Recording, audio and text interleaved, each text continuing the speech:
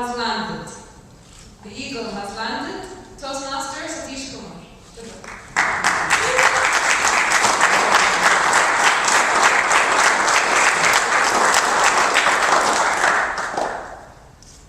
On July 20, 1969, Apollo 11 was 4 minutes into its moon landing sequence. Buzz Aldrin, sitting next to Neil Armstrong, were both looking at the computer screen. Beep, beep, beep, 1202. An error code. Let us share. Fellow Toastmasters, good evening. Good evening. Memory capacity of 50 kilobyte and a speed of 60 kilohertz. That's much lesser than a mediocre mobile phone these days. Believe me, this was a computer which was used for the moon landing module.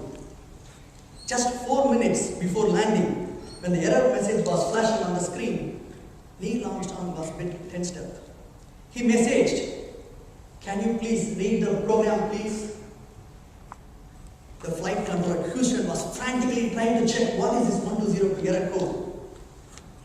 390,000 kilometers far away from Earth, in this fragile machine, flying at a high speed, it's between life and death. Program director Gene Kranz and his assistants were checking out and later realized error code 1202 refers to computer is unable to handle. As per the manual, it says, for 1202 error code, you have to abort the mission. Now, Gene Kranz have to take a call to abort or to continue. He realized that it's less risky to continue the moon landing than to abort the mission. So he gave a green signal to proceed. There was another problem. They were moving out of the sequence of landing by 4 miles.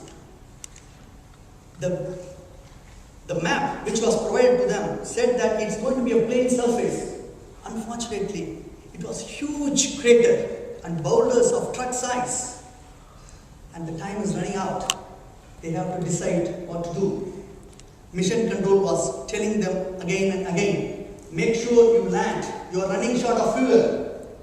It was 3 minutes. 1 minute. When there was again several warning messages start beeping up, beep, beep. Armstrong decided it's not safe to land on those boulders and he wanted to maneuver to a better spot. Aldrin was giving the reading. 60 seconds, 800 feet. 50 seconds, 700 feet. 40 seconds, 400 feet. 30 seconds, 300 feet. Suddenly communication again got disconnected.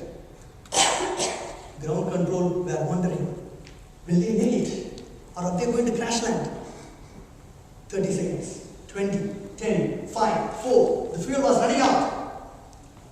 Neil was very pertinent to stop in a proper space.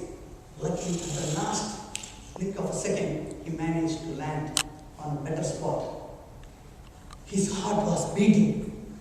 Still, he managed to give a big, broad smile to Aldrin. He really made it. Back in the control room, it was a deathly silence. Suddenly, they hear a voice. Houston, Tranquility Base, the Eagle has landed. There was complete silence. Immediately, the program director replied, Roger, Houston here, Tranquility Base. You are supposed to send a couple of our people back to blue. Thank you. People were cheering and loud. They were joyful, clapping. Again, flight commander had to take control. Relax. I have a job to do now. Over there in Moon, the next few hours are spent in doing the checklist of various items. They forfeited their 4 hours resting period. And Aldrin sent a message. He said, this is the lunar module pilot speaking. I want each and every one of you, whoever it is listening to this message, to just pause for a moment. Think what happened a couple of hours back. And to thank in your own way. And he took the Holy Communion, which was provided to him from his local church in Texas. They were all excited to put their foot on the moon. There was another problem. The hatch was not opening. There was too much pressure inside the module that prevented them from opening the hatch. After spending $26 million, more than 300 to 400,000 people work, the two astronauts was not ready to give up. They want to find a way somehow to open the hatch. Aldrin started peeling the bottom of the hatch, just enough to let the air to get out so that they can return back safely. Finally, they were successful. The hatch was opened. They got the green signal to go for landing, moonwalking. Neil Armstrong, when he looked outside, he was overwhelmed with that vast empty space that was surrounded.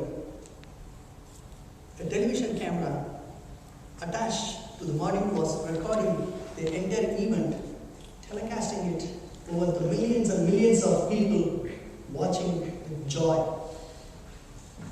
Neil Armstrong slowly went out of the module. He took a step carefully, one after another, and finally he placed his left foot on the moon, a powdery gray surface.